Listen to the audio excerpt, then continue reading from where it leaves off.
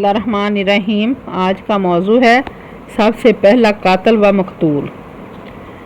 روئے زمین پر سب سے پہلا قاتل قابیل اور سب سے پہلا مقتول حابیل ہے۔ قابیل و حابیل دونوں حضرت آدم علیہ السلام کے فرزند ہیں۔ ان دونوں کا واقعہ یہ ہے کہ حضرت حوا کے ہر حمل میں ایک لڑکا اور ایک لڑکی پیدا ہوتے اور ایک حمل کے لڑکے کا دوسرے حمل کی لڑکی سے نکاح کیا جاتا تھا۔ اس دستور کے مطابق حضرت آدم علیہ السلام نے قابیل کا نکاح لیوزا سے جو کہ حابیل کے ساتھ پیدا ہوئی تھی اور حابیل کا نکاح اکلیمہ کے ساتھ جو کہ قابیل کے ساتھ پیدا ہوئی تھی کرنا چاہا، مگر قابیل اس پر راضی نہ ہوا، بلکہ کیونکہ اکلیمہ زیادہ خوبصورت تھی اس لیے وہ اس کا طلبگار ہو گیا۔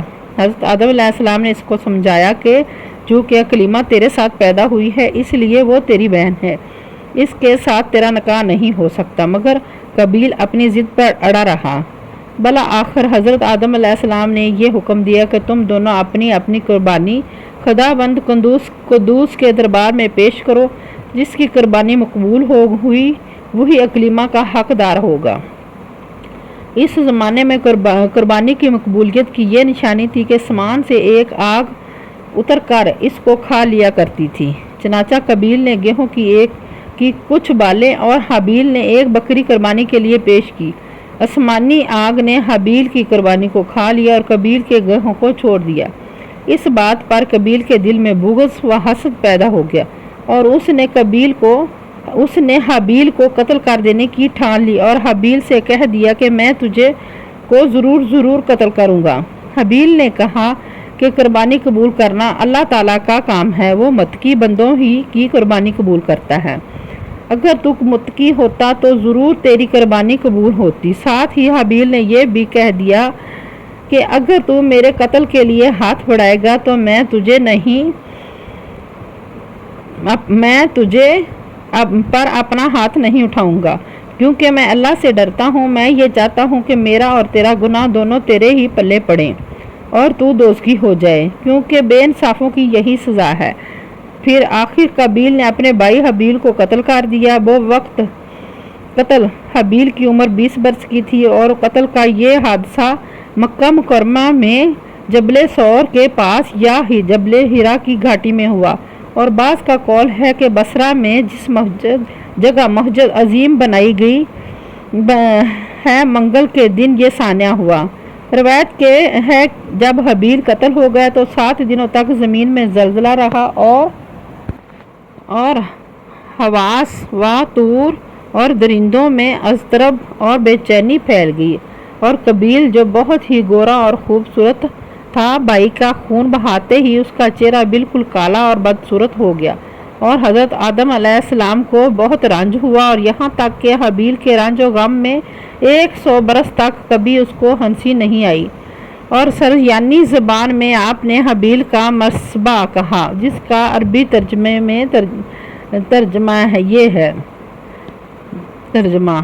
تمام شہروں اور ان کے باشندوں میں تعزیت پیدا ہوگا اور زمین کا چہرہ غبار آلودہ اور غبی ہوگا، ہر رنگ اور ہر مزہ دینے والی چیز بدل گئی اور گورے چہرے کی رونق کم ہو گئی۔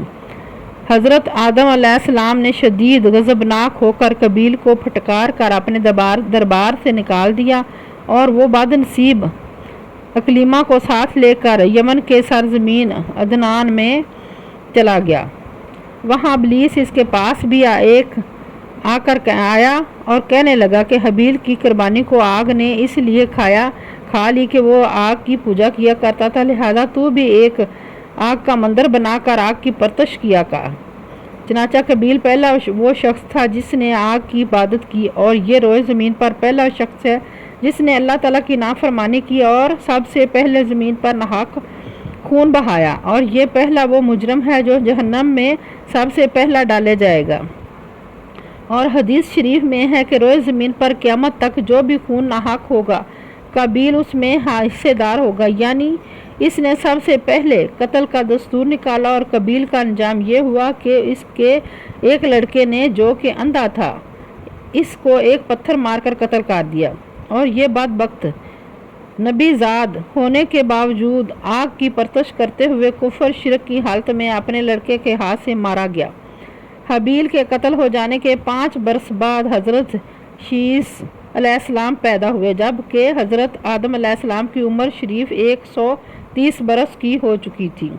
آپ نے اس ہونہار فرزند کا نام شیث رکھا۔ یہ سریانی زبان کا لفظ ہے اور عربی میں اس کے معنی ہبت اللہ یعنی اللہ کا عطیہ ہے۔ حضرت آدم علیہ السلام نے 50 ضعیفے جو آپ پر نازل ہوئے، ان سب کو حضرت شیث علیہ السلام کو تعلیم دی اور ان کو اپنا وصی و خلیفہ اور سجادہ نشین بنایا اور ان کی نسل میں خیر و برکت ہونے کی دعائیں مانگی۔ ہمارے رسول حضرت محمد صلی اللہ علیہ وآلہ وسلم انہی حضرت شیث علیہ السلام کی اولاد میں سے ہیں۔ اس واقعے کو قرآن مجید نے اس طرح بیان فرمایا ہے، ترجمہ: اور اے پیغمبر، انہیں پڑھ کر سناؤ آدم کے دونوں بیٹوں کی سچی خبر۔ جب دونوں نے ایک ایک قربانی پیش کی تو ایک کی قبول ہوئی اور دوسرے کی قبول نہ ہوئی، تو وہ بولا میں تجھے قتل کر دوں گا، تو دوسرے نے کہا کہ اللہ اس کی قبول فرماتا ہے جو متقی ہے، اگر وہ مجھے قتل کرنے کے لیے ہاتھ اٹھائے گا تو میں اپنا ہاتھ تجھ پر نہیں بڑھاؤں گا، میں خدا سے ڈرتا ہوں، میں تو یہ چاہتا ہوں کہ میرا اور تیرے گناہ دونوں تیرے ہی پلے پڑیں۔ تو اس کے نفس نے اس کو بھائی کے قتل کی رغبت دلائی تو وہ اس کو قتل کر کے نقصان اٹھانے والوں میں سے ہے۔